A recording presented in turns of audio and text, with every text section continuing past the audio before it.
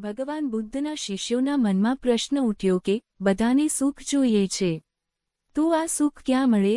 સુખ છે ક્યાં? તેને શોધવું કયા? આ પ્રશ્ન ભગવાન બુદ્ધ સમક્ષ મુકાયો. તેમણે સુંદર રીતે આખી વાત સમજાવી.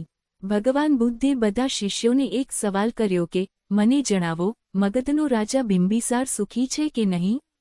રાજાને તો નિત્ય મહેલમાં રહેવાનું, રાજા જેવું સુખ કોઈનું નહીં ખરું ને? બધાએ કહ્યું, હા, રાજા બિંબિસાર તો સૌથી સુખી જ કહેવાય. ભગવાન બુદ્ધે આગળ પૂછ્યું કે રાજા શેના લીધે સુખી છે?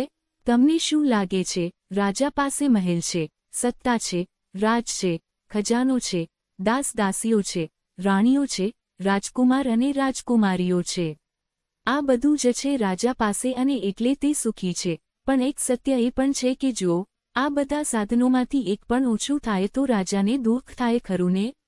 હવે બધા શિષ્યો મૂંઝાયા. ભગવાન બુદ્ધે આગળ કહ્યું કે મારો બીજો પ્રશ્ન છે કે રાજા પાસે એક પણ સાધન ન હોય, સાવ એકાંત હોય તો રાજા દુઃખી થઈ જાય કે સુખી જ રહે?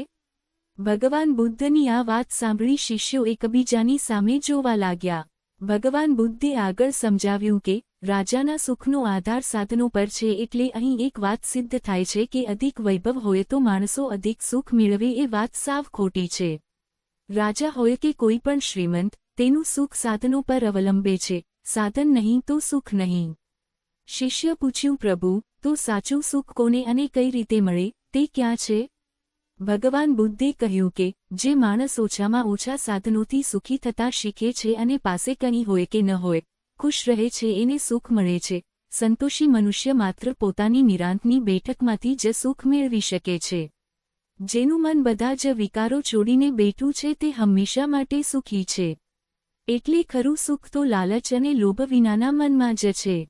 દરેક માણસના મનમાં સુખ વસે છે અને મનમાં જ દુઃખ, પણ બહારના બીજા કોઈ સાધન કે કારણમાં સુખ નથી હોતું.